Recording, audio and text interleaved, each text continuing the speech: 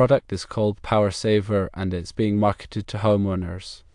The value proposition being advertised is that it will save money on electricity bills.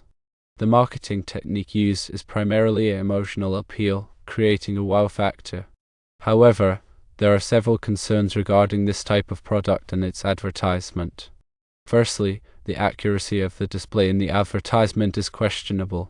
The ad claims savings of up to 40% on electricity bills, but the amp meter is difficult to read. This lack of clarity makes it hard to verify the device's performance. Secondly, there is a lack of scientific evidence to support the claims made in the advertisement. No independent testing or credible data is provided to assess the effectiveness of the product. Thirdly, the advertisement may be creating unrealistic expectations. While the Power Saver might offer some savings, achieving significant reductions in electricity bills often requires a combination of energy-saving measures. Suggesting that the Power Saver alone will deliver amazing results could lead to disappointment. Therefore, while the Power Saver ad might initially attract attention, its lack of transparency, supporting data, and realistic claims should raise caution. Homeowners should carefully consider all aspects before deciding to purchase this type of product. This type of device often implies a simple plug-and-play solution to energy savings, but the reality is generally more complex. Understanding electrical concepts can help in evaluating the validity of such claims. Power, measured in watts, is the rate at which energy is used. In alternating current circuits, like those in homes, power has two components: real power, which does useful work, and reactive power, which doesn't. Power factor is the ratio of real power to apparent power, which is the product of volts and amps.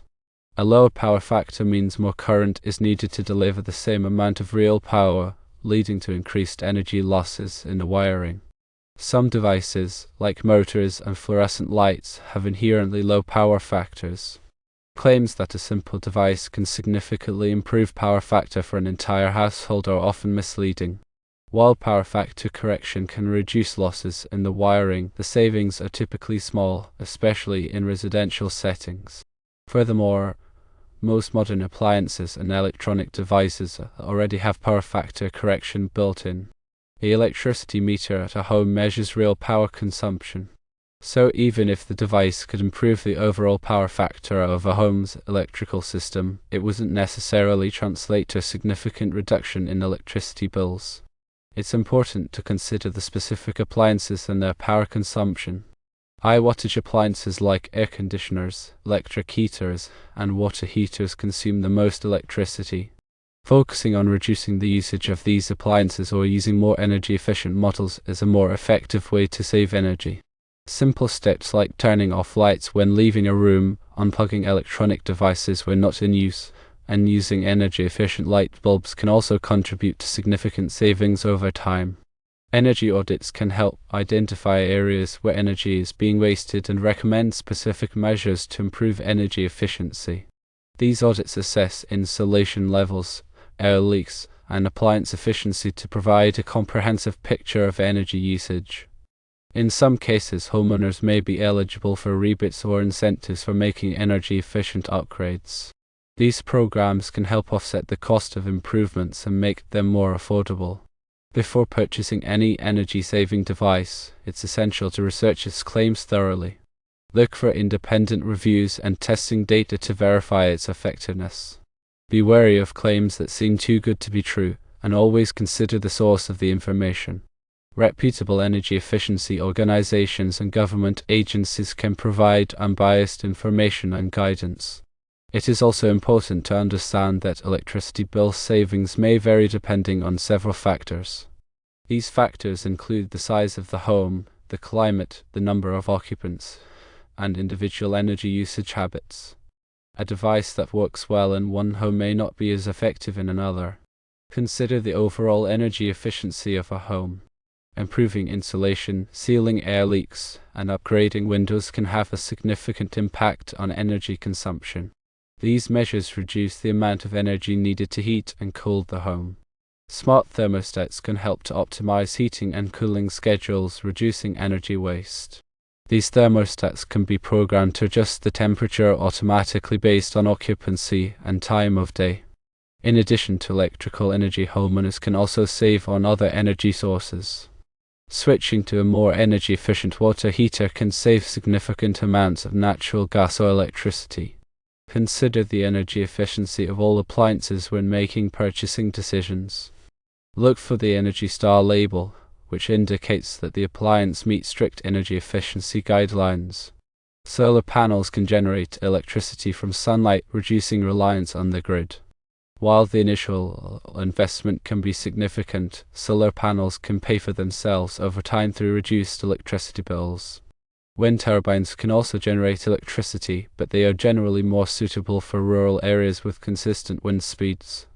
Geothermal heat pumps can tap into the Earth's stable temperature to heat and cool homes. These systems are highly efficient, but they can be expensive to install. Regularly maintain heating and cooling systems to ensure they are operating efficiently. Clean or replace air filters regularly to improve airflow and reduce energy consumption. Insulating water pipes can reduce heat loss and save energy. Sealing ducts can prevent air leaks and improve the efficiency of heating and cooling systems. Consider the cost-effectiveness of different energy-saving measures. Some measures may have a higher upfront cost but offer greater long-term savings. Before making any major energy-efficient upgrades, it's a good idea to consult with a qualified energy professional. They can assess a home's specific needs and recommend the most cost-effective solutions. Always be skeptical of products that claim to save a large percentage on electricity bills with little to no effort.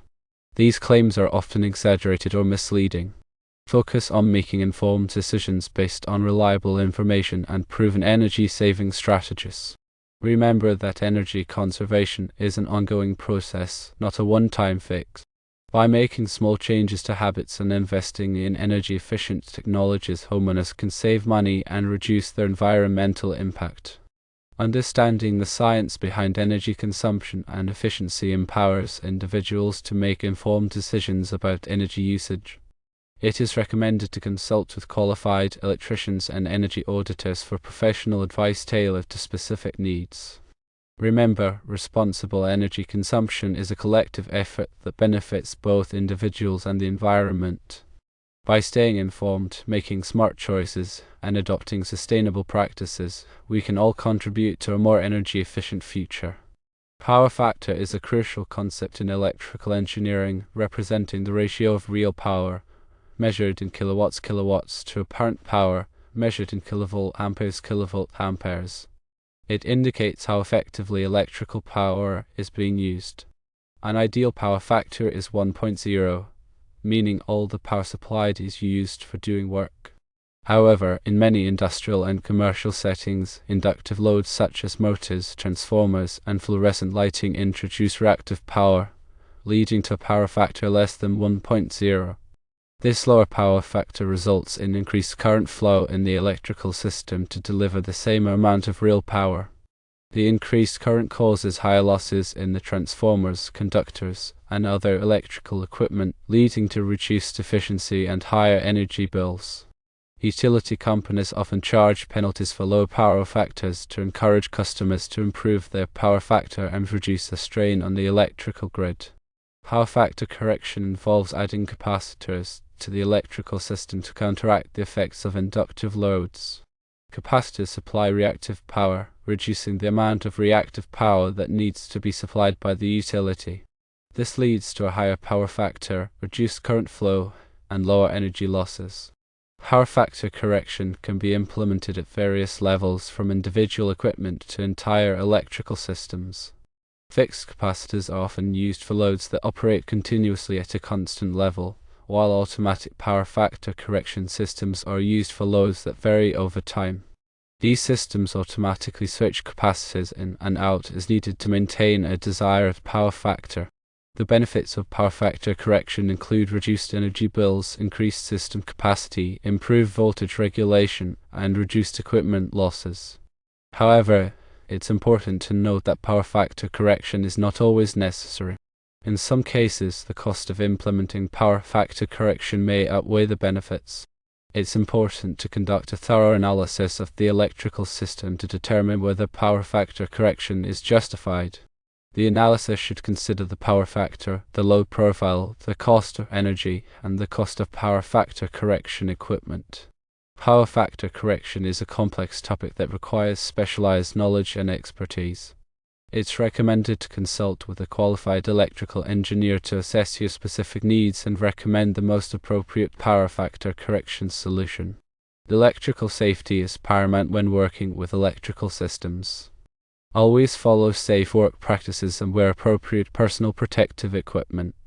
De-energize equipment before working on it, and verify that it is de-energized using a voltage tester. If unsure about any aspect of electrical work, consult with a qualified electrician.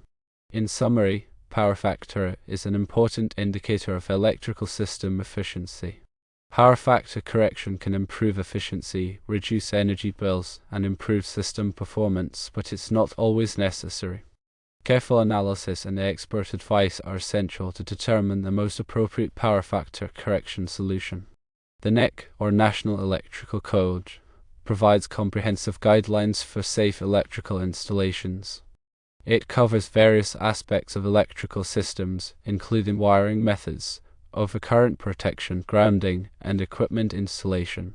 The NEC is updated every 3 years to reflect changes in technology and best practices. It's essential for electricians and electrical engineers to stay up to date with the latest NEC requirements. The NEC is not a design manual, but it provides minimum safety standards. It's the responsibility of the designer and installer to ensure that the electrical system is safe and meets the needs of the application. Article 210.8 of the NEC covers ground fault circuit interrupter, or GFCI, protection for personnel. GFCI protection is required in areas where there is a high risk of electric shock, such as bathrooms, kitchens, and outdoor locations.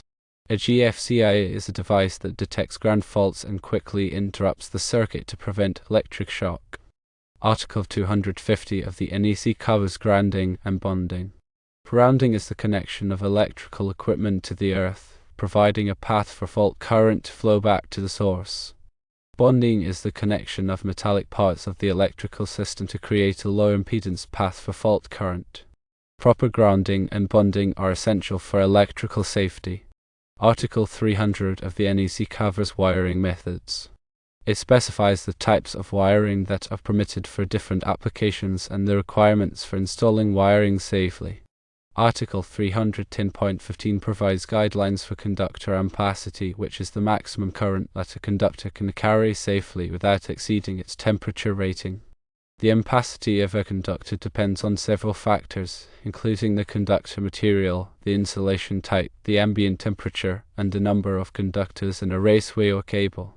NEC Table 310.16 provides ampacity ratings for conductors based on these factors. Article 400 of the NEC covers flexible cords and cables. Flexible cords and cables are used to connect portable appliances and equipment to the electrical system. They must be protected from physical damage and used only for their intended purpose. Article 430 of the NEC covers motors and motor circuits. Motors are a major source of electrical load in many industrial and commercial facilities. The NEC provides detailed requirements for motor overcurrent protection, motor disconnecting means, and motor control circuits. Article 440 of the NEC covers air conditioning and refrigeration equipment. Air conditioning and refrigeration equipment often have unique electrical requirements, such as high starting currents and the need for overload protection. Article 500 of the NEC covers hazardous locations. Hazardous locations are areas where there is a risk of fire or explosion due to the presence of flammable gases, vapors, or dust. The NEC classifies hazardous locations into different classes, divisions, and zones based on the type and severity of the hazard. Electrical equipment installed in hazardous locations must be specifically designed and approved for use in those locations. Article 600 of the NEC covers electric signs and outline lighting. Electric signs and outline lighting can present unique electrical hazards, such as high voltage and exposed conductors. The NEC provides specific requirements for the installation and wiring of electric signs and outline lighting. The NEC is a complex and comprehensive document. It's essential for electricians and electrical engineers to have a thorough understanding of the NEC requirements to ensure safe electrical installations. Continuing education and training are essential for staying up to date with the latest NEC requirements and best practices. The NEC is a valuable resource for ensuring electrical safety and protecting people and property from electrical hazards.